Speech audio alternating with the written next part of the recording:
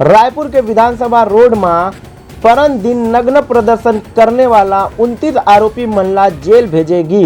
पांचों दिन में 18 जुलाई के रायपुर विधानसभा रोड में नग्न होकर प्रदर्शन करने वाला 29 प्रदर्शनकारी मन ला रायपुर पुलिस द्वारा गिरफ्तार करके आज अदालत में पेश करेगी, जहां ले ओमन ला जेल भेज देगे है। पुलिस डहर ले बताया गया है कि गिरफ्तार आरोपी मन के संबंध में ये भी पाए गए है कि वैसे कतकोन आरोपी मन के पूर्व में हत्या के प्रयास, लूट, धोखाधड़ी, मारपीट और बलवा जैसे अपराध में शामिल रहे के मामला कहीं न कहीं थाना में दर्ज है। आरोपी वेंकटेश मनहर जराबाटा बिलासपुर में कुछ अलग अलग अपराध के मामला में आरोपी रही से, उन्हें आरोपी विक्रम जांगड़े जराबाटा बिलासपुर के थाना में भी अपराध में आरोपी रही से। इसने अलग अलग आरोपी मन के खिलाफ भी कुछ न कुछ मामला समझ में आया है। पुलिस के कहना है कि ये नग्न प्रदर्शन करने वाला 29 आरोपी मन के खिलाफ अलग से धारा में केस दर्ज करके जांच शुरू करेंगे है। ब्यूरो रिपोर्ट, उत्तलंगा न्यूज।